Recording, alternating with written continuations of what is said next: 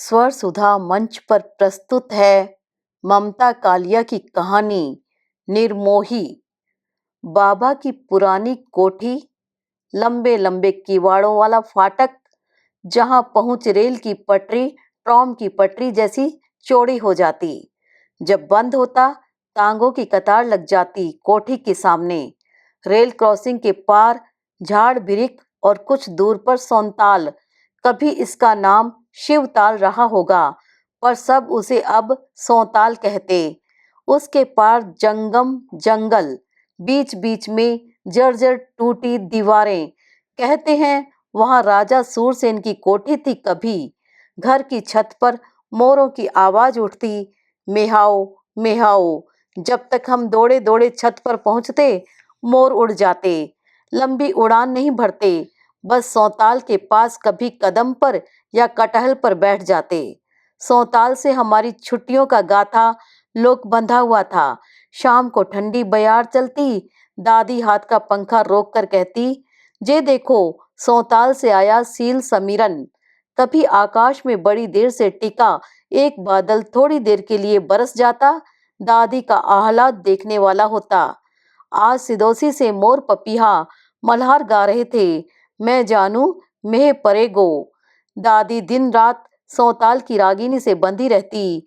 बाजार में पहली पहली कटहरी आई, हरी कच्च। दादी कुंजड़िन से पूछे, सौंताल की है न? कुंजड़िन को गहकी करनी है, सत कमाने नहीं निकली है। हम्बे मैया, और जे कचगार, जे लाली सेम, सब सौंताल की है न? हम्बे मैया, सारा झुआ उवई भरायो ए। दादी तरकारी लेकर आंगन में बैठ जाती तख्त पर, एक एक तरकारी छांटती छीलती। उनकी पोथी का एक एक पन्ना खुलता जाता। जे कचनार राजा जी ने लगवायो हो। उनकी रसोई में एक दिन पूरी ब्यालू कचनार की रंधे ही। कचनार की भुजिया, कचनार का रायता, कचनार का अचार, बाजरे की बेड़मी। एक दिन शक्करगंदी का राज रहतो, शकरगंदी का हलवा, शकरगंदी की खीर, शकरगंदी की चाट, शकरगंदी की पूड़ियाँ। दादी की निगाह में ये राजा जी की वैभव गाथा थी, पर हम तीनों बहन इस विवरण से जरा भी प्रभावित न होती। बड़ा एकरंगा जीवन था राजा जी का। उनकी रानी तो ऊब से अधमुई हो जाती होंगी। हम कहते, जे लो छोरियों, तुम्हें सुख में दुख दिखे, दुख में सुख दिखे, कौन चाल मेल की हो तुम। रात को हम छत पर छिड़काव करती, एक एक कर सबके बिस्तर बिछाती, एक ऊंची पटिया पर सुराही रखती, सुराही पर गिलास मूंदा मारती। भगो बुआ काले उदले में आलू की रसेदार तरकारी लाकर रखती, दादी कठोते में पराठे, मैं कचनार के रायते पर भुना हुआ पीसा जीरा छिड़कती, कटोरियां गिनती, 1 2 3 4 5 6 7 8। धत तेरे की, कटोरी थाली तो बस 6 ले जानी है। मम्मी पापा तो आए नहीं है, तभी तो रोज खाट पर पड़ जाने के बाद दादी जागती रहती। जब फ्रंटियर मेल का इंजन अपनी भट्टा जैसी एक आंख चमकाता चिंघाड़ता गुजर जाता, उसके 2-3 मिनट बाद दादी जमाही लेती, सो जा रही छोरी, लगे आज भी विद्याभूषण ना आयो। बाबा अपनी खाट से कहते, ससुरे में छटाक भर भी ममता नहीं है माई बाप की, दिल्ली वारो बनो बैठो है। दादी बमक पड़ती, जे बताओ तुमने कभी नेक ममता करी लड़कन की? कान खींचे, लहटुआ दबाए, कभी तराजू दे मारे, कभी बाट फेंके, कौन कर्म नाए किए, मेरे दोनों लालाए देश निकारा दे डारो। बाबा आग बबूला हो जाते, बिरचो समझे नाए, तेरे छोरान पे बाबू साहिबी छाई रही। पैंट बुशकोट पहरे, गिटपिट बोले, कुर्सी तोड़े, गद्दी पे बैठ बूरा तोले में उनकी मैया मरे थी। एक कविताई करे लगो, दूसरे को साहबियत चाट गई। दादी बिखरा दूध समेटती, अच्छा बस करो, तुम तो बर्र के छत्ते से छिड़ परो हो। नतनियां सुनेंगी, शर्म करो, जब बेटे सगे नाए निकरे तो नाती देवते कौन क्रिया करेंगे। को काम नाए आएगो समझी रहो। बाबा तो सो जाते, दादी रात भर घुट घुट कर उमड़ती घुमड़ती। जेई मारे निकर गए दो भैया, न कभी उन्हें दुलराया न पुचकारा, बस दूर दूर करते रहे। जिंदगी भर हर चीज बाट तराजू से तोली, मैं कहूँ अजी प्यार का मोल और तौल बतावे, ऐसी तराजू कहाँ पाओगे। पर नाय, जे तो छोटे के कागज पत्तर कापी उठा उठा के चूल्हे में झोंके, बड़े की किताबें रद्दी वाले को बेच आए, 2 दिन रोटी नहीं खाई मेरे लालों ने। मैं दादी के पैर दबाती, उन्हें थपकती कि किसी तरह वे सो जाएं। सुबह सौताल की तरफ दादी के साथ जाती हुई कहती, दादी इस बार तुम हमारे साथ दिल्ली चलो। दादी निहाल हो जाती, मुझे कमर से चिपकाकर मेरे बिखरे बालों पर हाथ फेरती, बिल्कुल बाप पे गयो है मेरो लटूर बाबा। मैं जानू विद्या भूषण भी मुझे हुड़कता होगो। जब 12वीं में आगरे पढ़े था, रात में मेरी पार्टी पर आकर पूछे, जीजी क्यों रो रही हो। मैं चुप। कान में दर्द है। मैं चुप। दांत में दर्द है। मैं चुप की चुप। पैर दबा दूं। नहीं जीजी, सुबह तुम्हें डॉक्टर के लिए चलूंगा, चुप हो जाओ। तभी तेरे बाबा अपने तख्त पे से चिल्ला उठे, या के लिए तेरे पास डॉक्टर की फीस है तो मेरे को दे दीजो, कार्तिक में आड़त भरनी है, काम आएगी। विद्या भूषण में ऐसी खटास भर जाती, अगले ही रोज वे अपना बिस्तरा गोल कर ले तो हमें बाबा से डर लगने लगता। शाम की सैर के बाद घर लौटने में दहशत होती। हम कहती, दादी आज यहीं रह जाएं, घर न जाएं। दादी कहती, घर तो जानो ही पड़ेगो, अपने द्वार से हटके तो फूलमती भी नाई जी, हम तुम कौन गिनत में। अन्नो कहती, देखो ये अर्जुन और कदम के नीचे कैसी पत्तों की छैया हैं, पीने को बावड़ी का मीठा पानी और खाने को झरबेरी के लाल लाल बेर। दादी तड़प जाती, एरी अन्नो, अब की तो कह दिया, फिर कभी न कहियो जे बात। क्यों दादी, मैं जिद करती, तुझे नाय पतो, बहू ने नाय सुनायो वा किस्सो। हम वापसी के लिए चल पड़ते। दादी अपनी एक टांग पर उचक उचक कर चलती और किस्सा भी उचक उचक कर आगे बढ़ता। एक थी फूलमती, वाह के ये बड़ी बड़ी आंखें, कोई कहे मिर्ग नैनी, कोई कहे डाबर नैनी। एक वाह की ननद लब्बावती, जेई सौताल से लगी हवेली राजा सूरसेन की।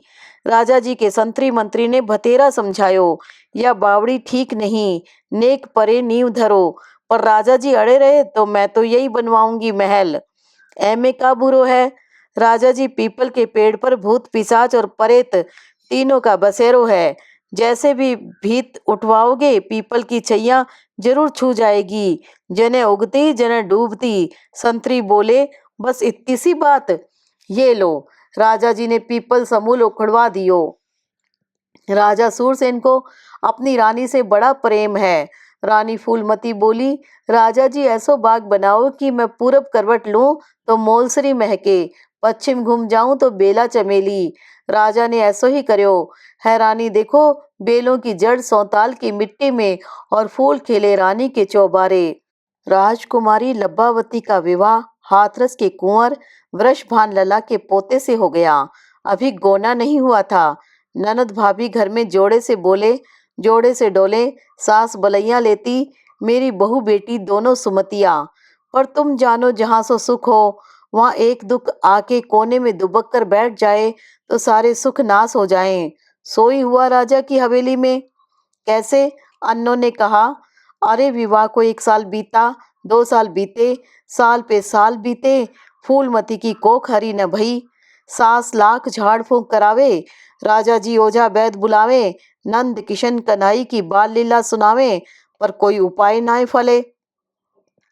एक दिन लब्बावती को सुपनो आयो कि तेरे भैया ने पीपल समूल उपारो, यही मारे महल अटारी निचाट परे है। एकादशी के दिन सौताल के किनारे फिर से तेरी भाभी पीपल लगाए, रोज ताल में नहाए, पीपल पूजे, अन्न जल ले, तब जाके जे कलंक मिटे। फिर तू 9 महीनन में जोले जोले 2 भतीजे खिलइयो। लब्बावती ने सुबह सबको सपना बखानो। अगले ही दिन एकादशी थी, सो 7 सुहागिने पूजा की थाली सजाए, 16 श्रृंगार किए, सोने का कूजा डाबर नैनी फूलमती के सिर पर धराकर पीपल रोपने चली। महल की मालिन का इकलौता बेटा सबके आगे आगे रास्ता सुझाए, वहाँ के हाथ में फड़वा खुरपी। राजा महलन में से देखते रहे। रानी फूलमती ने लोट लोट कर पूजा की। आपे आप बावड़ी में उतर सोने का कूजा भर्यो और पीपल मूर पे जल चढ़ायो। फिर 7 सुहागिनों ने असी से उचारी। सब की सब राजी खुशी घर लौटी। रोज सवेरे पंछी पखेरू के जगते मुस्कते फूलमती लब्बावती दोनों जाग जाती और सौताल नहाने पीपल पूजने निकल पड़ती। कभी राजा जी जाग जाते, कभी करवट बदलकर सो जाते। फूलमती भाईली ननद से कहती, तेरे भैया तो पलिका से लगते ही सो जाएं। उनकी ऐसी नींद तो न कभी देखी न सुनी। लब्बावती कहती, मेरे भैया की नींद को नजर न लगा भाभी, जे भी तो सोच, जितनी देर जागेंगे तुम्हें भी जगाएंगे कि ना आए। डाबर नैनी फूलमती उल्टी सांस भरती, हम तो सारी रात जगे, भला हमें जगावे वारो कौन। लब्बावती को काटो तो खून नहीं। बोली, क्या बात है। फूलमती बोली, अभी तुम गोनियाई ना आए, तुम्हें का बताएं का सुनाएं। तोरे भैया तो जाने कौन सी पार्टी पड़े हैं कि मन लेहू पे देहू छटांक नहीं। फिर फूलमती ने बात पलटी, तुम्हारी ससुराल से संदेशो आयो है कि अब की पूर्णमासी को लिवाने आएंगे। लब्बावती ने भाभी की गटई से झूलकर लाड़ लड़ाया, कह दो बिन से, पहले हम अपने भतीजे की काजल लगाई का नेक तो ले लें, तब गोना जाएं। माँ ने सुना तो बरस दिया, समधी जमाई राजी रहे, इस बार गोना कर दे, फिर तू 100 बार अइयो 100 बार जइयो, घर द्वार तेरो। बड़े सरंजाम से लब्बावती की विदाई भई। गोने में माँ और भैया ने इतो दियो कि समधी की 10 गाड़ी और राजा जी की 10 गाड़ी ठसा ठस भर गई। डोली में बैठते लब्बावती ने भाभी को घपची में भर लीनो, भाभी मेरी, मेरे भैया की पत रखना, पीपल पूजा बावड़ी नहन का नेम निभाना, मोए जल्दी बुलवा भेजना। फूलमती ननद के जाने से उदास भई। राजा जी ने कठपुतली का तमाशा करायो, नंदगांव का मेला दिखायो, पर रानी का जी भारी सो भारी। सुबह सवेरे अभी भी वे रोज सोनताल नहाए, पीपल पूजे, तब जाकर अन्न जल छुए। अब इस काम में संगी साथी कोई न रहो। एक दिना रानी भोर होते उठी, एक हाथ पे धोती जम्पर धर्यो, दूसरे पे पूजा की थाली और चल दी नहाने। उस दिन गर्मी कछु ज्यादा रही कि फूलमती की अग्नि गले गले पानी में फूलमती खूब नही। अबेरी होते देख फूलमती पानी से निकली। अभी वह कपड़े बदल ही रही थी कि वाह की नजर झरबेरी पे पड़ी। गर्मी में झरबेरी लाल बेरों से बोरानी रही। इतने में घर आ गया। अन्नो बोली, दादी तुम्हारी कहानी बहुत लंबी होती है। दादी अपनी छोटी टांग पर हाथ फेरते हुए बोली, जे कहानी नहीं, जिनगानी है लाली, देर तो लगेगी ही। दादी घर पहुंचकर कामकाज में लग गई।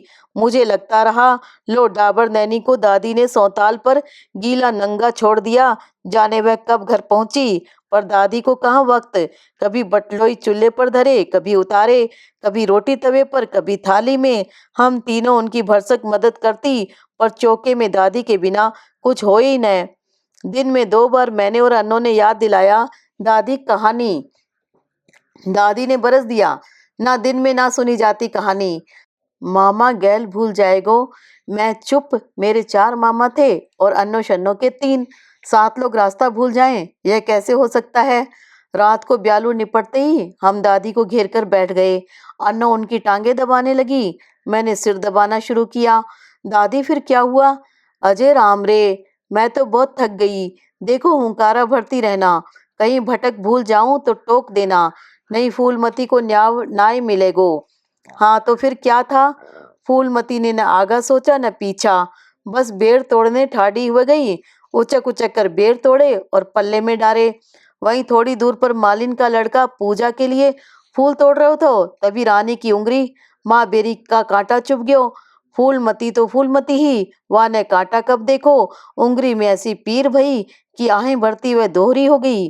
मालिन के छोरे कन्हई ने रानी जी की आवाज सुनी तो दौड़ा आयो। कांटा झाड़ी से टूटकर उंगली की पोर में धस गयो। मालिन का छोरा कांटे से कांटा निकालनो जान तो रहो, सो वाह ने झरबेरी से एक और कांटा तोड़ रानी की उंगली कुरेद काट दियो। कांटे के करते ही लोहू की एक बूंद पोर पे छल छलाई। कनाई ने झट से झुक कर रानी की उंगली अपने मुंह में दाब ली और चूस चूस कर उनकी सारी पीर पी गयो। छोरे की जीभ का भबकारा ऐसा कि रानी पसीने पसीने हो गई। उधर राजा सूरसेन की आंख वह दिना जल्दी खुल गई। सेज पे हाथ बढ़ाया तो सेज खाली। थोड़ी देर राजा जी अलसाते अंगड़ाई लेते रहे उन्हें लगा आज रानी को नहाने पूजने में बड़ी अबेर है रही है। राजा जी ने वातायन खोला, सौताल में न रानी न वा की छाया, पीपल पे पूजा अर्चन का कोई निशान नहीं। रानी गई तो कहाँ गई? सूरसेन अली पार देखें, पल्ली पार देखें, तभी उन्हें सौताल के पल्ली पार झरबेरी के नीचे रानी फूलमती और मालिन का छोरा कन्हई दिखे। फूलमती की उंगली कन्हई के मुंह में पड़ी ही और रानी फूलों की डाली सी लचकती वाह के ऊपर झुकी खड़ी। राजा सूरसेन को काटो तो खून नहीं। थोड़ी देर में सुध-बुध लौटी तो मार गुस्से की अपनी तलवार उठाई, पर जे का तलवार मियान में परे परे इतनी जंग खा गई कि वाह में ते निकरे ही ना आए। राजा ने भतेरो जोड़ लगायो, तलवार ज्यों की त्यों। उधर डाबर नैनी फूलमती की उंगली की पोर मालिन के छोरे के मुंह में परी सो परी। राजा प्रजा की तरह अपनी रानी को घसीट कर महलन में लावे तो कैसे लावे, बस खड़ा खड़ा चिल्लावे। उसने अपने सारे ताबेदारों को फरमान सुनायो कि महल के सारे द्वार मूंद लो, रानी घुसने न पाए, कोई उदूली करे तो सिर कटाए। रानी फूलमती नित्य की भांत खम खम जीना चढ़ के रनिवास तक आई। जे का 12 हाथ ऊंचा किवाड़ अंदर से बंद, अर्गला चढ़ी भई। रानी दूसरे किवाड़ पे गई, वह भी बंद। इस तरह डाबर नैनी ने एक एक कर 7 किवाड़ खड़काए, पर वहां कोई हो तो बोले। सूरसेन की माता ने पूछो, क्यों लाला, आज बहू पे रिसाने क्यों हो? सूरसेन मुंह फेर कर बोले, माँ तुम्हारी बहू कुलच्छनी निकरी, अब या अटा पे मैं रहूंगो या वो। माँ ने माली से पूछा, मालिन से पूछा, महाराज से पूछा, महाराजिन से पूछा, चौकीदार से पूछा, चौबदार से पूछा, सबका बस एक ही जवाब, राजा जी का हुक्म मिला है, जो दरवाजा खोले तो सिर कटाए। 7 दिना रानी फूलमती अपना सिर 7 दरवाजों पे पटकती रही। माथा फूट कर खून खच्चर हो गयो। सूरसेन नाय पसीजो। अन्नों ने भड़क कर कहा, ये क्या दादी, तुम्हारी कहानी में औरत हमेशा हारती है, ऐसे थोड़ी होती है कहानी। दादी ने कहा, अरे जे कहानी हम तुम नहीं बना रहे, जे तो सुनी भई सच्ची कहानी है। मैंने कहा, आगे की कहानी मैं बोलूं दादी? नहीं, तेरे से अच्छी तो अन्नो बोल लेवे। चल अन्नो, तू पूरी कर, मेरो तो मोड़ो सूख गयो, एक पान का बीड़ा लगा दे। मैं भागम भाग दादी के लिए पान का बीड़ा लगा लाई। उस वक्त अन्नो बिस्तर पर अपने दोनों हाथ सिर के पीछे कैंची बनाकर लेटी हुई थी और कहानी चल रही थी। दादी, फिर यह हुआ कि जैसे ही डाबर नैनी फूलमती को घर द्वार पे दुत्कार पड़ी, वह खम खम जीना उतर गई। सौताल पर कन्हई उसकी राह देख रहा था। उसने रानी का हाथ पकड़ा और अपनी कुटिया में ले गया। 7 दिन में रानी अच्छी बिच्छी हो गई। मालिन ने दोनों की प्रीतियां देखी तो बोली, रे कन्हई, राधा भी किशन से बड़ी ही, जे तेरी राधा रानी ही दिखे। डाबर नैनी वहीं रहने लगी। रोज सुबह मालिन और कन्हई फूल तोड़कर लाते, फूलमती उनकी मालाएं बनाती। इधर राजा सूरसेन उदास रहने लगे। माँ ने लब्बावती को बुला भेजा। लब्बावती ने भाई से पूछा, प्यारे भैया, मेरी राजरानी भाभी में कौन खोट देखा जो उसे वनवास भेज दिया? सूरसेन ने कहा, तेरी भौजाई हरजाई निकली, वह मालिन के बेटे के साथ खड़ी थी, दोनों हंस रहे थे। बहन बोली, ये तो अनर्थ हुआ। अरे हंसना तो उसका स्वभाव था। अरे सूरज का उगना, नदिया का बहना और चिड़िया का चूं चूं करना कभी किसी ने रोका है? राजा सूरसेन को लगा उन्होंने अपनी पत्नी को ज्यादा की सजा दे दी। 7 दिन राजा ने उधेड़बुन में बिता दिए। 8वें दिन लब्बावती की विदा थी। लब्बावती जाते जाते बोली, भैया, अगली बार मैं हंसते बोलते घर में आऊं, भाभी को लेकर आओ। कई साल बीत गए। राजा रोज सोचते, आज जाऊं कल जाऊं। आखिर एक दिन वे घोड़े पे सवार होकर निकले, साथ में कारिंदे, मंत्री और संतरी। जंगम जंगल में चलते चलते राजा जी का गला चटक गया। घोड़ा अलग प्यासा। एक जगह पेड़ों की छैया और बावड़ी दिखी। राजा ने वहीं विश्राम की सोची। बावड़ी से ओक में लेके ज्यों ही राजा पानी पीने झुके, किसी ने ऐसा तीर चलाया कि राजा के कान के पास से सन्नाटा हुआ निकल गया। मंत्री संतरी चौकन्ने हो गए। तभी सबने देखा थोड़ी दूर पर एक छोटा सा लड़का साक्षात कन्हैया बना पीतांबर पहने खड़ा है और दनादन तीर चला रहा है। राजा कच्ची डोर में खींचे उसके पास पहुंचे। छोरा, क्या बूझे राजा वजीर, वह चुपचाप अपने काम में लगा रहा। राजा ने बेबस मोह से पूछा, तुम्हारा गांव क्या है, तुम्हारा नाम क्या है। नन्हे बनवारी ने आधी नजर राजा के लाव लश्कर पे डाली और कुटिया की तरफ जाते जाते पुकारा, मैया मोरी जे लोगन से बचइयो री। लरिका की मैया दौड़ी दौड़ी आई, बिना किनारे की रंगीन मोटी धोती, मोटा ढीला जंपर, नंगे पांव पर लगती थी एकदम राजरानी। उसके मुख पर 7 रंग झिलमिल झिलमिल नाचे। राजा ने ध्यान से देखा, अरे ये तो उसकी डाबर नैनी फूलमती थी। सूरसेन की अपनी सारी मान मर्यादा बिसर गई। सबके सामने बोला, परान प्यारी तुम यहाँ कैसे। फूलमती ने एक हाथ लंबा घूंघट काढ़ा और पीठ फेरकर खड़ी हो गई। तब तक बनवारी का बाप कन्हई आ गया। राजा ने कारिंदों से कहा, पकड़ लो, इसे जाने न पाए। कन्हई बोला, जाओ राजा जी, तुम क्या प्रीत निभाओगे, महलन में बैठ के राज करो। मंत्री बोले, बावला है, राजा की रानी को कौन सुख देगा, क्या खिलाएगा क्या पिलाएगा। कन्हई ने छाती ठोक कर कहा, प्रीतिया खवाऊंगो, प्रीतिया पिलाऊंगो। तुमने तो जाके प्राण निकारे, मैंने जा में वापस जान डारी, तो जे हुई मेरी प्राण प्यारी। और जे चिरोटा, मंत्री ने पूछा, जे हमारी डाली का फूल है। राजा के कलेजे में आग लगी। मालिन के बेटे की यह मजाल कि उसी की रानी को अपनी पत्नी बनाया, वह भी डंके की चोट पर। उसने घुड़सवार सिपाही दौड़ा दिए। दादी की ऊँघ हवा हो गई। अन्नो, तू ऐंचा तानी बहुत कर रही है, आगे मैं सुनाऊं।